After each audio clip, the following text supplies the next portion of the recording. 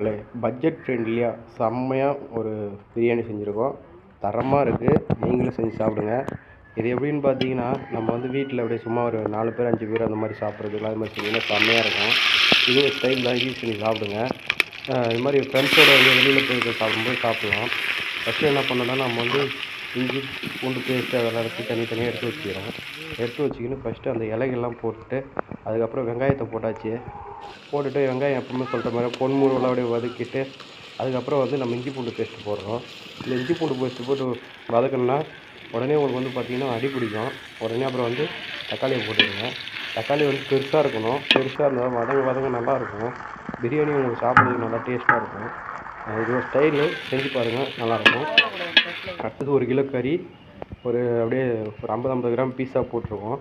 அடுத்தது வந்து புதினா. இது வந்து நம்ம உடனே ஆட் பண்ணுறோம். அரிசி வந்து 90 ரூபா இது 1 கிலோ. இது வாங்கி ஒரு 1/4 மணி நேரத்துக்கு முன்னாடி ஊற வச்சுருங்க. அடுப்பத்தை வைக்கும்போது அப்புறம் வந்து பச்சை மிளகா முழுசாக ஒரு 4 போட்டுக்கோங்க. அது ஏன்னு கேட்டிங்கன்னா, நாங்கள் வந்து இந்த சாதா பட்டைத்தூள் போட மாட்டோம். இது போட்டாலும் நல்லா சூப்பராக ஸ்பைஸியாக வரும். அதுக்கடுத்தது வந்து கரம் மசாலா, அந்த மசாலா இந்த மசாலா எல்லாத்தையும் போடுங்க. எல்லாமே பிரியாணிக்கு போடுறது தான். இது நம்ம புதுசாக சொல்கிறதுக்கு இல்லை. அப்படியே போட்டுட்டு அதாவது கிண்டினே இருந்தீங்கன்னா வந்து ஒரு பதமாக வரும். இல்லைங்க, இது ஒரு ஸ்பைஸியான ஒரு இது இருக்கும். அது கூட லைட்டாக உப்பு போட்டுங்க. உப்பு போட்டு அப்படியே ஒரு கிண்டி விடுங்க. ஏன் இதுமாரி நம்ம உப்பு போடுறோன்னா, அது உப்பு அப்போ தான் உரைக்கும். கிண்ட வந்து உரைக்கும். நம்ம வந்து மொத்தமாக உப்பு போட மாட்டோம், கொஞ்சம் கொஞ்சமாக தான் போடுவோம். இப்போ என்ன பண்ணோம், புதினா தழை அப்படியே போட்டுக்கலாம். புதினா தழை ஏன் இப்போ போடுறீங்க, கடைசியாக போடுவோன்னு கேட்பீங்க. கடைசியாக போட்டிங்கன்னா வாயில் அகப்படும்.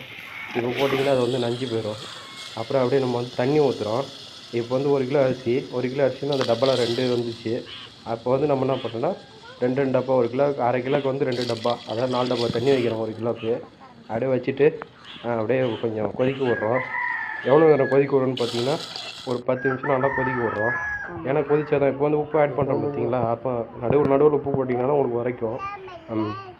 இப்போ உரைக்கும்னா வந்து நல்லா தெரியும் நம்மளுக்கு எவ்வளோ டேஸ்ட் வரும்ன்ட்டு.